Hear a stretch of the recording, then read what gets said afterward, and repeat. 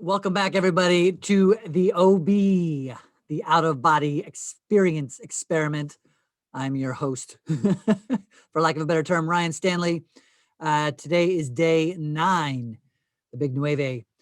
For today 9, here's what we had. I have to admit, I was pretty exhausted last night. Like literally, it was just one of those things where it was probably around 9:30. I went to bed and I just was man down. I mean, I thought about it a little bit, but fell asleep before I could really focus on any visualizing or mantras. So day 9 in the evening wasn't particularly productive. Nothing comes to mind. Again, some dream recall, which is, didn't seem extra special, but I remember some of my dreams this morning. I did wake up though around 4:30 this morning, 4:45, which a couple different things. First of all, again, I talk often about me being a fan of Dr. Joe Dispenza. He does a couple different meditations, including one specifically for the pineal gland, which activates different aspects of our consciousness.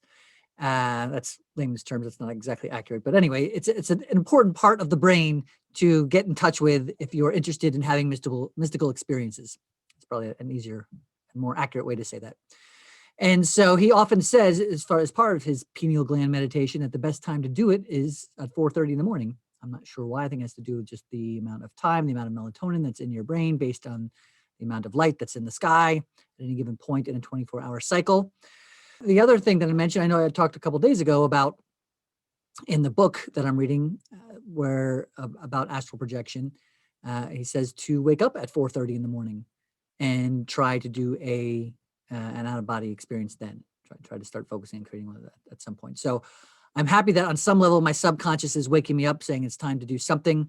So this morning I did wake up around 4:45. It was a little bit past 4:30, maybe 4:44, give or take. And I decided, okay, I'm up anyway. I might as well, take advantage of this. I know I didn't do anything last night. Let me see if I can make something happen here from an out of body experience scenario. So I got out of my bed. I went to another room and I lied down. And I will say that, so no, the short version is no out of body experience yet. The longer version is what I'm learning is, I don't know if this is part of the intended experience. I mean, again, the guy who wrote the book, he just says, oh, I just tried it every day for, 3 weeks until it finally worked. Doesn't really talk about the value of trying it or the muscle that you're building. But what I am learning is while I'm lying there in the morning, so this morning in particular was an example where I had just slept, and so I did fall asleep pretty quickly. I would be focusing on being down here. I'd be focusing on visualizing my 3 objects. I would be focusing on my mantra. And what I'm finding, not that I'm having an out-of-body experience necessarily or at all, but I am finding that when I start to drift off and I start to sleep and I start to recognize that I'm dreaming, instead of rolling into that dream and becoming unconscious of whatever's, my brain is taking me, I'm suddenly conscious that I'm not saying my mantra anymore. Or I'm suddenly conscious that I'm not focused on visualizations of the 3 objects anymore. So on some level, I am training my brain to be more aware of what is going on while I'm in the dream state. So I feel like I would drift off. I find myself dreaming about something and I'm like, well, this doesn't make any sense. This doesn't have anything to do with anything. Hey, I should be doing my focus, or I should be more aware. Or I could be focusing on these 3 things. And I know I touched on this in previous days, but I would say day 9 is continuing to build the muscle of awareness within the dream state. And that's where we are. It's interesting that I'm also been exhausted. Like I was super tired last night, no particular reason. So I don't know if that's just from my body and my brain kind of going through, I told you the night before, or night 8 was freight train of vibrations. And maybe that's having a physical toll, for lack of a better word, on my body. I'm not sure, but I was like super tired last night, went to bed earlier than I usually would have. That's where I'm at today. So this morning I woke up, tried it again.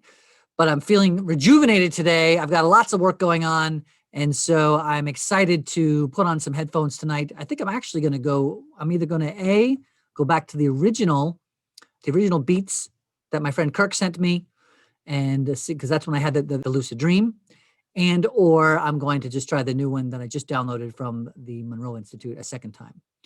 The first one gave me an absolute lucid dream. The second one gave me definite focus, definite crazy vibrations, and a tap into something, but not quite an out-of-body experience. So I'm going to try that. That's my plan. That is my intention for tonight.